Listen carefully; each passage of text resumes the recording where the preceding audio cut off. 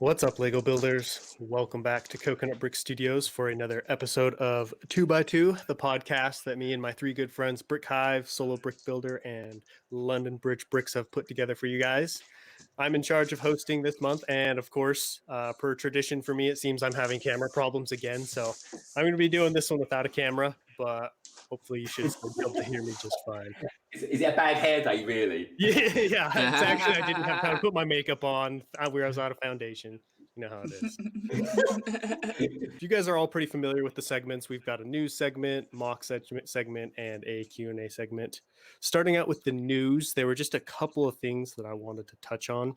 And the first being this rumored potential UCS AT-AT for $800. As soon as I heard this, I was like, dude, I got to get on the podcast with the boys and talk about this, because this is just, it's mind-blowing. Because a Death Star to me makes sense, but an AT-AT, I don't know how they're going to pull it off. I don't know. But do you think, like, when it comes to, we've had a Star Destroyer, and what was the other one? The Millennium Falcon. This thing is going to stand over top of all of them for 800 quid. Yeah. This thing's going to be ginormous. It better be. Well, I mean, the pieces count on it alone have to be a lot. I mean, you got the Falcon was something like 7,500. I think the Star Destroyer was 4,784, and that came with a lot of plates. Now, I think the AT-AT, I don't know about you, Hive, but it will have to come with a lot of plates, especially on the structure of the body. So that will drive up the price massively. The logistics of it, man, I'm very curious about, because the Death Star, the Falcon, like those are more spread out, kind of flat, sets. This is something that's very tall. Like, if they don't break it into different parts, like we were discussing right before we started about maybe, like Greg suggested, maybe they would do give us also a UCS AT-ST. Maybe they'll have a smaller snow speeder. Like, unless they do something with, and I'm not talking about the minifigs. Like, I'm trying to think, because like Solo just said, dude, this thing would be massive. Yeah. Like with 6,000 pieces. Ginormous. I mean, it needs a dog kennel to put it somewhere, Right, and it's not like the legs are muscular, like they're fairly thin, you know what I mean? So, I'm dying to see what it would look like. What about this for an idea? What about a motorized AT-AT UCS? Something that big. Again, the logistics of even motorizing it. I mean, you could do it, but they have done it before. So, but on a smaller one, smaller than the one that Greg has, right? I mean, and Greg, we all gawked at Greg's AT-AT. How big that thing is, dude. Yeah. I mean, and this is what the double the piece count. Well, put it this way, right? This is mine was 2,500 pieces, pretty much spot on. Price-wise for that in pounds sterling, you're looking at somewhere around the £380 mark.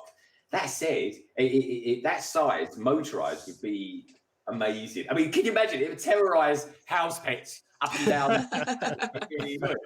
Especially if it's got all the Bluetooth stuff on it. And you've got so like Vader coming up on it and say, get the shield generators now. You may fire at will and all this shenanigans that they love to say. I could buy into that. A little bit of that. I think that could be quite fun. But do you think this also could lead our opportunity for the first time? If I remember rightly, for the first time, we might actually get a snow speeder. Maybe they might slide one in there. We actually might get an AT-AT with a snow speeder. Throwing it out there. I can tell you this: I'm probably not going to buy it. Yeah, because I mean, if I'm going to spend $800 on a Star Wars Lego set, it's going to be the Falcon before the AT-AT. Unfortunately, unless I come in some money or something, man, I would want to buy it. But I'm like, oh my gosh! Now, if it was a Death Star, I don't think I would have to figure out a way to get it, because I don't have a Death Star. I at least have an AT-AT. I have a Falcon. Not the UCS ones, but I want a Death Star, especially, and not. Like, I don't know about you guys, but I like the second one better, the more model type one than the playset one. Yeah, I do too. Yeah. So I was hoping we get something like, I would actually open to both, combination of both, like people said. Yeah, I think it's a bit of a missed opportunity as well, because everyone's like comparing, like looking at the game, aren't they? The Lego game. Obviously, you got that Death Star there. It's like, feels like a missed opportunity. It looks great, even though it's just a drawing or whatever, you know what I mean? But it looks great like that. Those panels look wonderful. Yeah, I mean, it's obviously the argument going around. It looks like they've designed it already, isn't it? It looks like they've someone's obviously gone to the extent. It's like, yeah, that plate goes there. That's it. Someone's worked it out. It's like, build it. Come on. If you're going to make an £800 thing, come Like, on. look, you guys are already putting out a lot of sets anyways. Just put it out. Yeah. Just get it out there. Another Death Star. You know, I think they could. I think they could do it. All I say is, if it does end up being a Death Star or something like that, it's going to have a lot of Greebian on it. That's for sure. You know what, though? I was just thinking with that UCS AT-AT. You could literally probably crush one of your Star Wars sets under its feet. If it's 6,000 pieces AT-AT, dude. Like you literally crush it just like in the movie. So, That's got like 500,000, views. I just had an interesting thought, referring to this UCS AT. I'm trying to figure out, like, what are they going to do with all these pieces? And correct me if I'm wrong, but I believe this is the first UCS vehicle, like land vehicle, we've gotten. Yeah, correct? yeah. Like, Yeah. we haven't gotten a walker yet. So I would imagine I could honestly see them. We've had an ATST, haven't we? Oh, yeah. Uh-huh. Yeah. I could almost see them doing something of this size being built into a landscape. You know what I mean? So it doesn't necessarily move or have pulsable legs just because it's so big. But I could see them doing like a 32 by 32 gray base plates worth, or green base plates worth of like white bricks. You know what I mean? Just because a vehicle of this size may not really be able to stand on its own, or they might be worried about it tipping over. I would be. That's going to be a very top heavy set. You know what I mean? Russian child. And so I bet I could see them doing like some Maybe kind they'll of have a shield generator that comes with it or something, dude. You know what I that mean? would be awesome. Yeah. I think That would be really cool. Because didn't everybody complain about the one in the last Hoth set? Yeah. The shield generator was only 3/4 built. So yeah, maybe they can kind of redeem themselves with it or something like that. You know what I mean? I think they did, Hive. I think they did when last year's advent calendar. They did come out with a shield generator. Oh yeah, proportions. It was a bit before that, Greg. Before out a 4+ set. So just out of interest, chaps, which would you rather have, Death Star or AT-AT? Death Star. I have to be honest. I mean, look, I really appreciated AT-AT, and I would like to still see one, but yeah, I'd have to go with the Death Star. Yeah, definitely Death Star. Okay, I mean, And it's just a selfish reason because I want one. That's the only reason. But don't get me wrong, the AT-AT's good. I mean, everyone knows from the Christmas special one that we done over on Greg's channel. Check that one out, really good. But the AT-AT that came out last year, I love that set. That was my best set. Yeah. I just like, now we're gonna have 2 AT-ATs. Who's gonna walk into a shop? Oh, that was £800. I thought the same thing, Solo. I was like, it does seem a little soon, and I know that sounds weird with Star Wars, considering like Luke's land speeder and X-wings and everything else. But it's like, we just got an AT-AT. Yeah. Like, Just, so unless they're gonna retire that one, like say next week, and like they're gonna it all right. seems So like you shoot yourself in the foot. That's what it feels like to me, because now you have one quite cheap one and one insanely expensive one.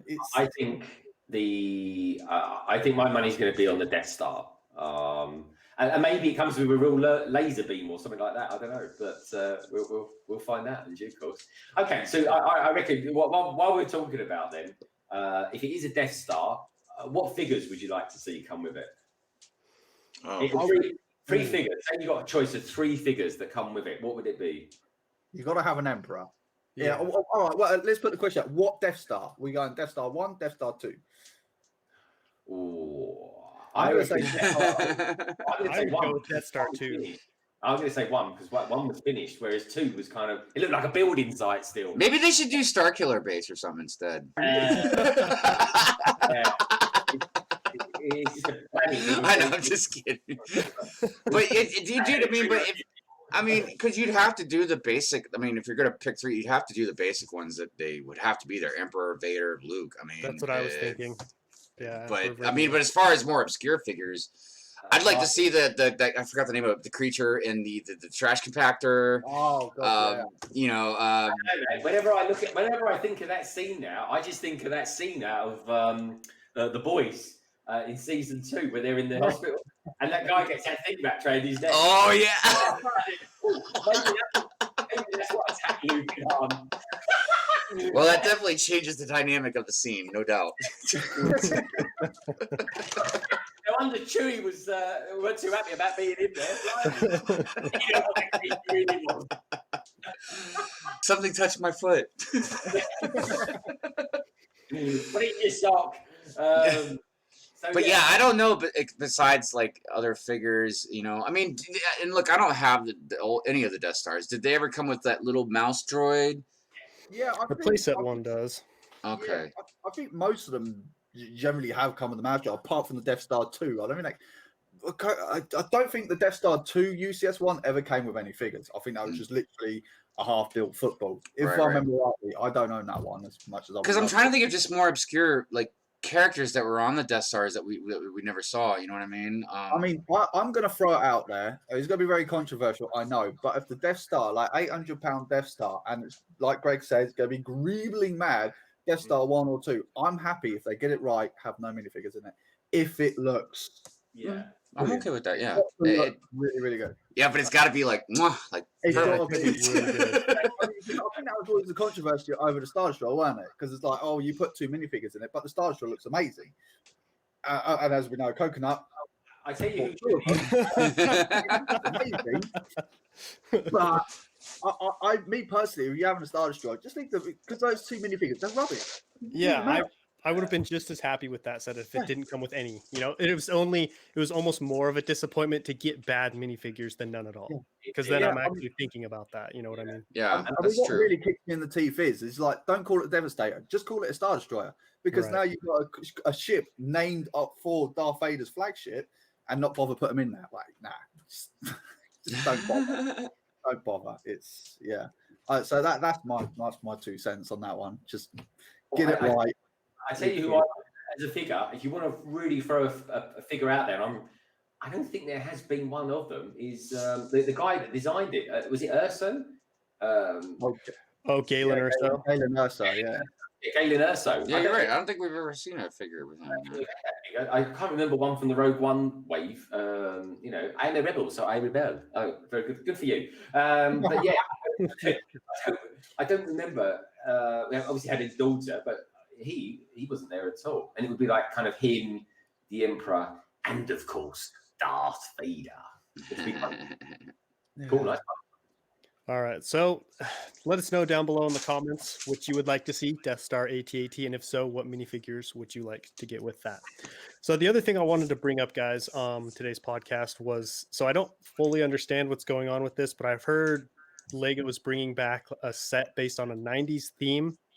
Is that correct? I saw like they're having people vote on different themes that came out in the 90s. I didn't know if it was just 90s or just an old. Yeah, it might just actually be old sets, right? Or old series. Yeah. Does someone want to explain that a little bit for me? Because I haven't really read into it. I don't know what's going on. I mean, it looks like it's just a voting-based system to bring back one set from one theme from the past that's been retired or whatever. Isn't it? It's celebrationary, isn't it? It's a celebrational set of something to do with Lego, isn't it? It's because it's Lego's anniversary. Yeah, it's the 20th anniversary of the Lego group, so it's the whole thing. So there's no wooden toys involved or anything like that. But you know, if you go to the Lego Ideas website, you'll see all kinds of the old Lego systems logos and stuff like that. But yeah, I mean, I've cast my vote on 3 things. Have any of you guys cast your votes yet? Oh yeah. No, I haven't. I haven't. Okay, I mean, and I don't know if I'm, and I'm not. It's nice. It's a cool thing. I don't know. I'm more invested in just sets they just keep coming up with now. I'm not, you know, and I don't know. And a lot of old sets, and you know, some people, this might be controversial too, but a lot of older stuff I don't really like. I just don't really like the themes. I don't really like the designs of a lot of the older stuff. I mean, I like a lot of the Castle and Pirate stuff. So I should probably get on there and maybe vote for some of that stuff and the space stuff. Your vote counts, Hive. Come on. For me personally, I've gone for things that I genuinely would work potentially in my city. So I went for the train set that's out there, the BNSF GP38 locomotive, and also I went for classic space because I've got a classic space set. So again, a bit of a personal thing there, and also as well the yellow classic castle as well, which by the way, Hive comes on a 32 by 32 plate. So I'm like, whoo, that could go straight in. Does anybody know if they're going to bring back, like, or let's say set gets picked, are they gonna make it look like it did back then? You know, because like that's the same thing with a lot of Star Wars stuff. That's why I don't try and get a lot of older Star Wars stuff to collect. Because again, I just think it looks ugly, man. I don't really have any. I'll go so far as getting some of the figures, Hive, but I don't get all the sets. Like I'll probably go as far back as maybe as something like Jabba's Palace, something like that. Yeah, definitely, and maybe even a little further back than that, because even some of the older stuff does look good. It's just a lot of it doesn't. But I don't know. I've been meaning to go on there and look to see what themes are, because I heard it's not every theme, right? I mean, No. It's quite obscure, right? Because somebody wanted a Western theme, and I think that was one of the ones they didn't have, maybe, but I'm not sure. I don't know. I think it'd be really cool because you're bringing it into what we're really lucky now, because we've got some fantastic building techniques that now Lego use. So like the castle was very weak, very flimsy. You know, it's just brick on brick. I mean, now obviously you got the Technic system, which they could put in there now to make it like you could punch it and it'll break your fist or something like that. You know, it's going to be really well built up now. So I'd imagine there's going to be a lot of modern techniques going. I'm very interested to see what Barnacle is. That was one of my votes because I love Barnacle. Oh, I love it. Yes, Barnacle. I'm with you there, Solo. Barnacle all the way. Yes, my brother. I mean, Barnacle seems like it's winning by quite a margin at the moment. So, but don't get me wrong, my other vote was for the castle. I really want the castle, and I really want the pirate ship. So I went for the other one, but Barnacle was like up there. Really? Why did you like Bionicle so much? I just look at it and I sort of think, what do you know what I look at? It was like it was one of my very first Lego sets that I ever built. It was one, and it was like such fond memories of those times. I was like, bring it back. I don't know whether it's going to be the figures, which obviously are the more iconic side of things, but oh my god, I mean, because obviously you had the Bionicle City as well, which was really good, but I think that turned a lot of fans off it. Not really me, but I had a lot of, you peel open the plastic tube and out comes all the pieces. Oh, it was so fun. I can't remember all the names now, so that part of the memory's gone. Yeah, I still have all the cases, or all the cases, the cases, because they look so cool. Like all the artwork, just like collecting each wave is just, I don't know. There's so much nostalgia tied. Like I remember used to play with them. I used to use them like a skate pods as they come in, like burst out. Oh, it's broken. Oh well, never. I'll put it back in there though. That was like last week. So that wraps up everything I had for news. For our next segment, we're going to be taking a look at a mock, and all of the mocks that we review or look at are going to be linked down below in the description. So if you want to go support the builders, or check out the images later on, just hop down below in the description. You'll find the link. Today's mock is by a very talented builder by the name of Torgar. He's got some really cool, really epic medieval style, Lord of the Rings style mocks. And today's is kind of almost like a 3-in-1 build. I want to say this is one of the reasons why it kind of stood out to me, was you have this kind of upper hill area where you've got like trees, little house. Then down on the bottom, you've got like this sweet stone door carved into the mountain next to a waterfall. And then behind that, you've got a little mine. I mean, he's taking 3-in-1 to a whole new level. Yeah. Amazon Lego, we don't need to dismantle the set and rebuild it again into something a little bit worse. It looks incredible. I love it. I mean, do we know how many bricks this guy's actually used for this? Because I mean, a lot. If you look at the waterfall one, the waterfalls, it's magnificent. That's the thing I'm completely drawn to every time I look at this thing. And what's nice about the waterfall is it kind of just connects the top section down to the lower section, and then in and around to the cross section of the cutout of it, because it's kind of like it's almost like a sort of temple of sorts carved into a mountain. How would you describe it, Coco? Yeah, basically almost like an underground temple / mine. It gave me some I don't know if you guys watched the Lord of the Rings movie, but it gave me some serious Mines of Moria vibes. That's it, Moria. I don't know why I was thinking Minas Tirith, but I can't remember which one it is. Yeah, Moria. Yeah, just those massive pillars underneath, and the detailing on the pillars is incredible. I think it looks really, really cool.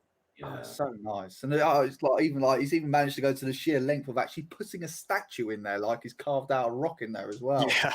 I mean, just John. I mean, the thing is, right, that particular statue, I mean, that statue must be 1 foot tall at least, because judging by the size of the minifigures in there, it's ginormous. The detail is incredible. I like the trees that are in the top section. You've got one with it's kind of evergreen, darker leaves, and then you've got the one with the more sort of seasonal, lighter green ones, and you've got there's like a hut there as well. It's all nice. And do you know what? Probably just down the road from this is the blacksmith's house or something like that. Yeah. It's down the road. I like the bridge in it, the effect on the water, which I will know loads about, that sort of thing.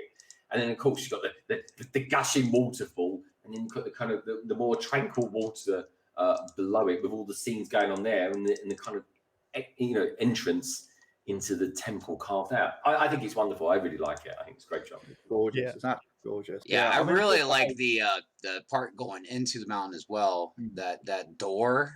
I don't know if it's not a door. I don't know what you call it, but an entrance really. I just think that's a really nice touch as well. I also like one last thing. I noticed, he's got like 3 different scenes. You've got like the scene down at the bottom with like the guys guarding the door, the entrance, and then you've got like the meeting on the inside. But then on the top, I noticed there's also like knights coming to like a little blacksmith shop and getting weapons forged and stuff like that. At first, when I saw this MOC, I was like, oh, my one hesitation was it wasn't super big. It didn't look super big anyways. And then the more I looked at it, the more I was like, holy cow, this is actually a really big MOC. And I think that speaks a lot to his ability to scale properly, just because everything looks scaled so nice that it didn't look big, it didn't look bulky, it didn't look oversized. So props to him for scaling everything. Looking at the other models that he's done from it as well, like the building there that with snow and ice trickling down the side of it. It's like, what? It's so cool. It really, really is cool. It's massive. I just would not know where to start. I really wouldn't. It's so cool. Yeah, it's really interesting because he mixed all these different types of structures. You know what I mean? Like the mountains to the greenery mixed in with just the structure of the buildings and pillars, and it was just he was able to mix a lot of different type of builds into this on top of the multiple builds there's already. You know what I mean? Yeah. I would. To anybody out there watching, I would highly recommend going and checking out this builder. Not only this build, but his other builds, especially if you like medieval work. It looks incredible. That's all we've got for today's segment of MOCs. I hope you guys enjoyed the MOC. For our final segment of today, and probably one of the most fun ones if we get some good interaction from you guys, is definitely the Q&A segment. So real quick, before I jump into the questions, if you have any questions for us at all, don't hesitate to let us know down below in the comments. We love getting questions from you guys. It sparks some great dialogue, some great conversation. So anything at all directed specifically to one of us or all 4 of us, it doesn't matter. We'll all chime in and make it fun. Today's first question is by Finlay Rugby.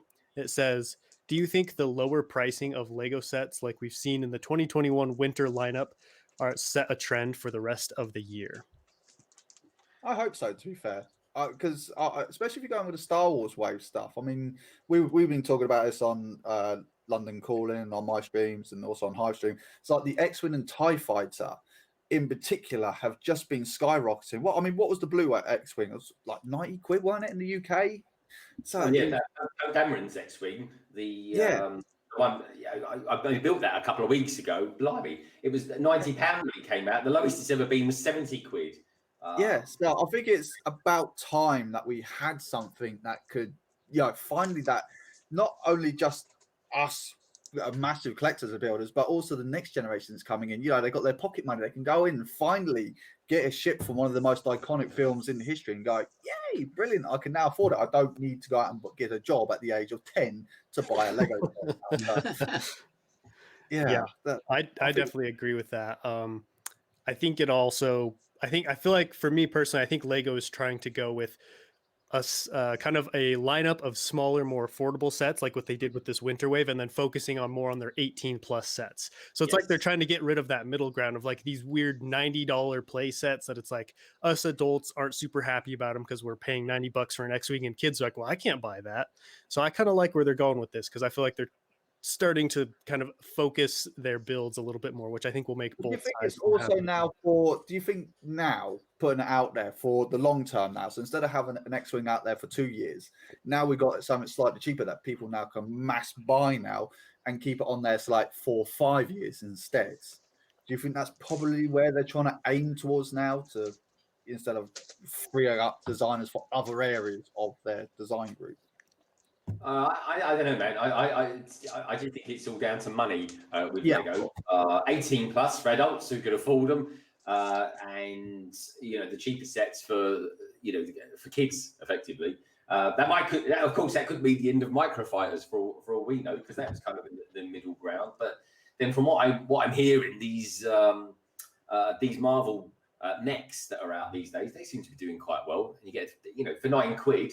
But that's why I like microfighters, because you can always get a decent figure. And, I think that's what we've been talking about. Is like they seem to be doing different fit. Like one set you get like an incredible figure, and then another one the figure's a bit naff, but the actual build is really, really nice. So it seems like Marvel seems to be getting that nice little balance between either a really nice figure or a really nice build. They seem to be having that nice balance to it, which I quite like, and I'm hoping that they're going to start implementing that into Star Wars and other areas of their things. Yeah, I feel like I'm the only one that really doesn't like this whole route they're going with this cheaper set stuff. Because like, I mean, I get it, and I don't, I understand why it's pretty cool. You can buy an X-wing and a TIE fighter for basically like $100. But to me, it's giving up something for something else, and I don't like the look of them. And I can see now they're continuing with like the Slave One that's going to be coming out. You know what I mean? Like, so I get it. I just I don't want to have to choose between basically these cheaper sets and just a UCS set. I like that middle ground that they had. I mean, don't get me wrong, I was the first one. I was the first advocate. I said, "Nah, it looks rubbish. The TIE fighter looks rubbish. The X-wing looks rubbish. It looks like I don't like the landing gear on the X-wing. The TIE fighter just looks like it's half grown in places."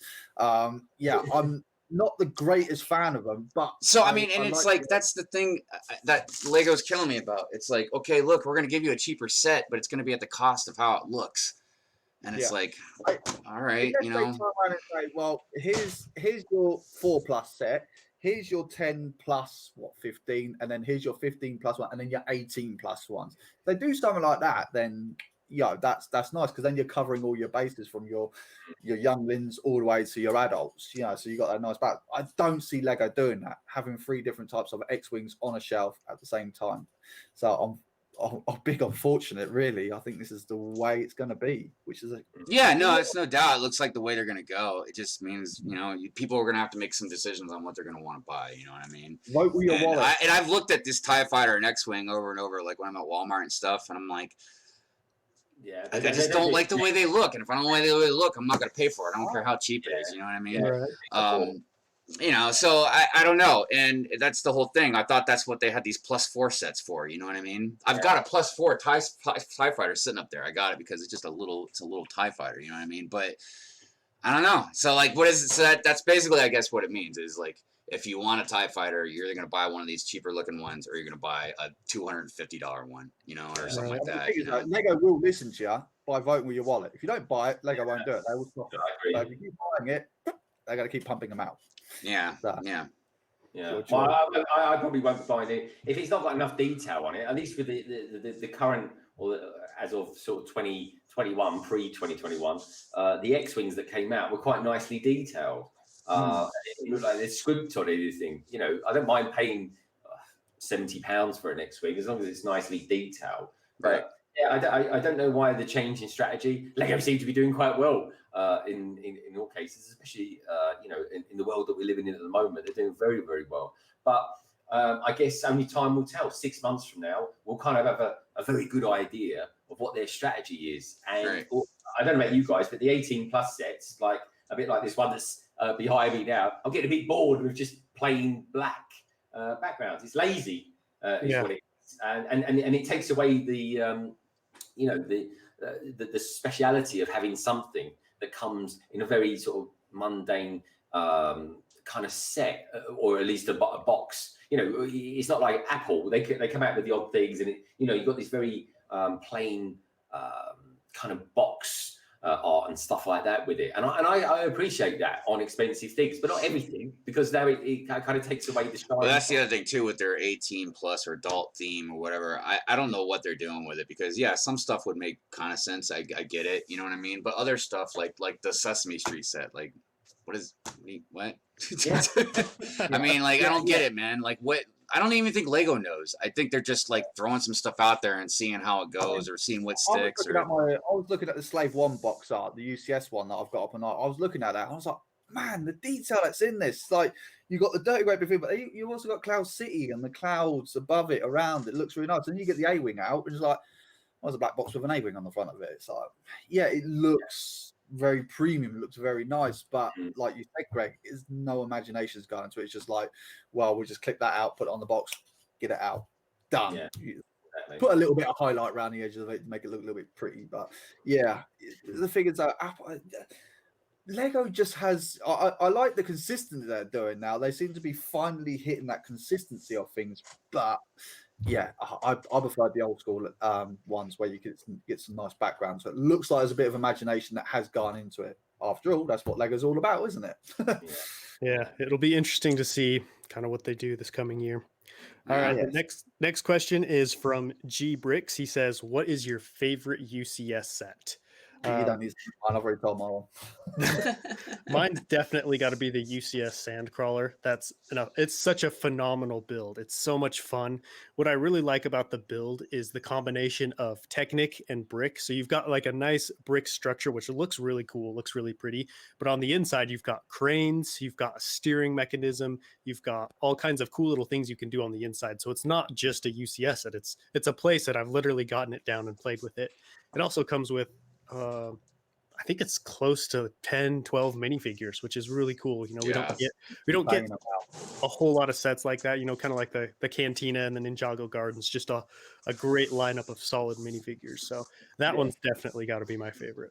Yeah, that is an awesome set. Like, I know you kept urging me beforehand to try and get it if I can, but man, that's expensive now. Yeah, it's a pricey one. Yeah, that's a sweet set.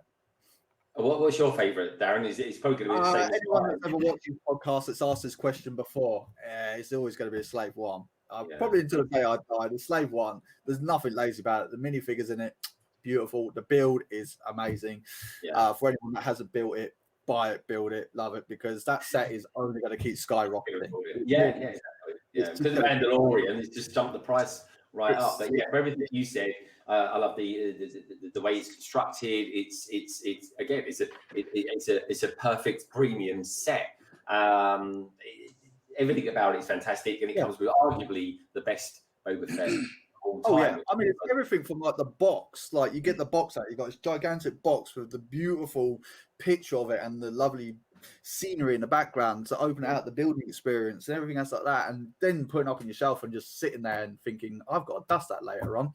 It's an amazing, really awesome stuff. What about you, Hive? What's your favorite UCS set? Even though I don't have it, it'd have to be the UCS Imperial Shuttle. I wanted to say the Slave 1, but honestly, man, I really loved how that shuttle looks and everything, and just the size of it and everything. So, yeah, and I've eyeballed it, but you know, like cheapest I could find it really was around $700-800. So yeah, I bet it's just kind of out of the question. It's the Mandalorian now, isn't it? Well, yeah, that one scene on the last episode is just you know, it's rocket. As same as the UCS, you know, Luke Skywalker X-Wing, you know, the Red 5.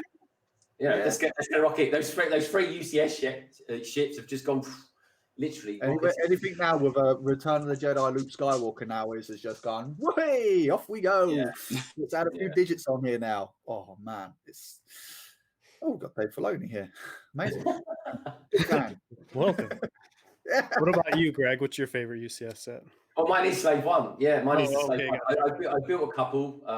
The A-Wing it was really good. But the Slave 1 for me is more iconic. Comes with a great minifigure. The build is fantastic, and it's just such a strange looking ship. I'd love to know. Maybe I should do some research into how that design came to be. But yeah, it's just an interesting design. It's just the whole thing. I remember when I was building it. I built it on a live stream. I think it took me about 10 hours to build it, and all I remember was when I built it, I was sweating because it was such a hot day. And but it is a great set, and it's a very dense set as well. Like you pick it up, you're really holding something. It's heavy. Yeah, and everyone seems to have trouble docking it onto its stand as well. But otherwise, for me, I think it's quintessentially one of the best UCS sets that's out there. And Yeah, let's face it, now obviously got the Book of Boba Fett coming out now. It's only the popularity of it's only going to go up. Yes, It's just not going to stop, is it? It's live long Boba Fett. 100%. So that wraps up another episode of 2x2. Thank you so much for leaving those questions, and don't forget to leave us some more next week or for next time. We like to end each episode by just giving a little self promo to each channel, kind of saying what we've got coming up to get you guys excited for a new month of content. We'll start with Solo Brick Builder. What you got for us this month? Oh, well, it's going a bit technic. Seems like the only one that willing to actually build these things.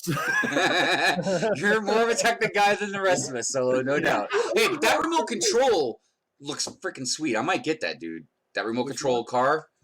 Oh yeah, yeah.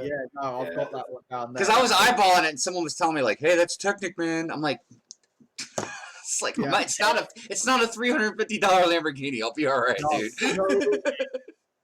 No, I've got the cement mixer. That one's coming up, and then after that is going to be the remote control one. We're going to give that one a go. We're going to give that a test. So we're going to see if it actually goes off road as well. So there's going to be some rather interesting viewing profiles that are going to be going on that one. Probably a lot of weird people looking at me going, "No, you should be indoors." So yeah, Just drive it around your kitchen. That's off road at the moment, isn't it? Oh, right.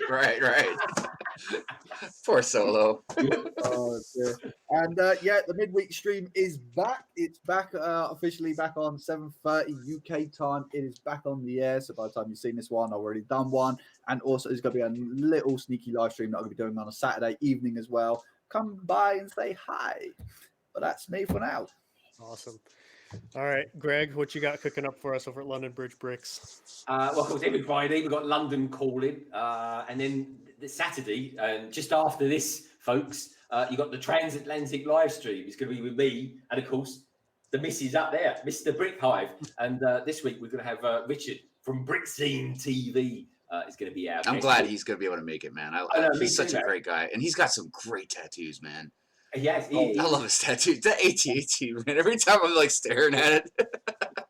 We're not looking at Kenya. He's a cool guy, folks, and we're going to be on just after the premiere of this version or this episode of 2x2 as well. So anyway, do tune in for that, and in and along the way, there's going to be a few speed builds, a few reviews, maybe the odd London Eye, maybe a London Tech kind of squished in there as well. So yeah, that's all the stuff coming up from me for the month. Great stuff. All right, Brick Hive, what you got for us? I'll keep having my Good Morning Brick Worlds, and I'm currently building the Lego Ninjago City Gardens, so I figure that's going to be about 1,000 live streams for that. I mean, it took me an hour to even open up a bag, so we calculated that, it's going to be about like 600 and some hours, so Wow. yeah, right. So so we'll have plenty of Hive streams for that and stuff. I am trying to get a shout out and a speed build out. I haven't had one of those in a long time, and I've had one of them already filmed. I just messed up the editing, so I had to redo it. But I am going hard again on another stop motion. So Wicked. yeah. Awesome. Mhm. Great stuff. Well, over here at Coconut Brick Studios, really going hard on Utapau. I'm kind of putting myself on a little bit of a time crunch here. I've been kind of slacking off with the building, so I got to like refocus and reinvigorate myself so I can get it done at some point in my lifetime. It's going to turn into the eternal mock project for me, but hopefully Well, I to can be get fair, that. it is a big one. Yeah, it is. It's a really big one. It's definitely going to be my biggest when it's done. I also do have I've got my own podcast that I've recently started doing. Oh, A yeah, Man and that's His right. Bricks. Yeah, Yeah. that was really good. That was very Oh, thank good. you. Yeah, man. Episode 2 will be coming out, so stay tuned for that. And just the usual Wednesday night, Saturday night streams, the good old stuff. But that wraps up this episode of 2x2. Don't forget to tune in next month. Solo Brick Builder is going to be hosting that, so if you haven't already subscribed, make sure to subscribe. And to the other good fellows on this panel, Brick Hive, London Bridge Bricks, myself, make sure to like and subscribe so you don't miss out on any of our great future content. But that wraps it up, and until next time, happy building. Thanks, everybody.